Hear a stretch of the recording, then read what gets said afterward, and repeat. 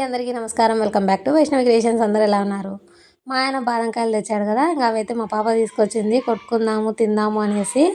ఈరోజు శనివారం అయినందువల్ల మా పాప అయితే కనుక ఇంకా మధ్యాహ్నం వరకే స్కూల్ అని మధ్యాహ్నం నుంచి ఇంటికి వచ్చింది. ఇంకా తర్వాత బాదంకాయలు కొట్టుకుందాం అంటే సరేలే అన్నాను. వీటిలో రెడ్ ఒకటి తీసుకొని నేను తింటాను అని చెప్పాను. ఏంటి అలాగే తింటావా అనింది. అవును అని చెప్పాను. చీ అంటుంది మా పాప అయితే.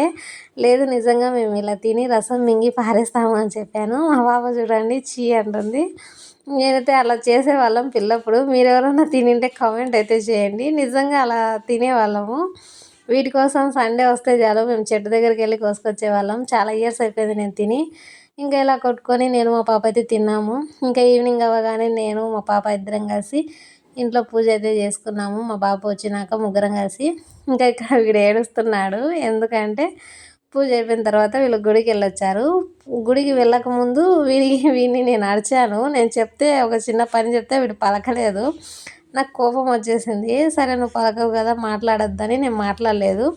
వాళ్ళు గుడికి వెళ్ళి ప్రసాదం అయితే తీసుకొచ్చారు. వాడు ప్రసాదం ఇస్తుంటే నేను తీసుకోలేదు. మా పాప దగ్గర తీసుకున్నా. ఇంకా వాడితో నేను మాట్లాడలేదని ఇలా ఏడుస్తున్నాడు. నేను చెప్పాను, నువ్వు అట్లా సతాయిచ్చి వచ్చానని బాధపడతావా, నేను చెప్పిన మాట వినవా అని. లేదు సారీ అని చెప్పి ఏడుస్తున్నాడు. ఇంకా మళ్ళీ కాంప్రమైజ్ అయిపోయాం. మా పాప ఇదంతా రికార్డ్ చేసింది. నేను వాడేమో ఏడుస్తూ ఉంటే అదేమో నవ్వుకుంటా ఉంది. మా పాప చాలా క్యూట్గా అనిపించింది, అందుకే వీడియో తీసా. Please subscribe.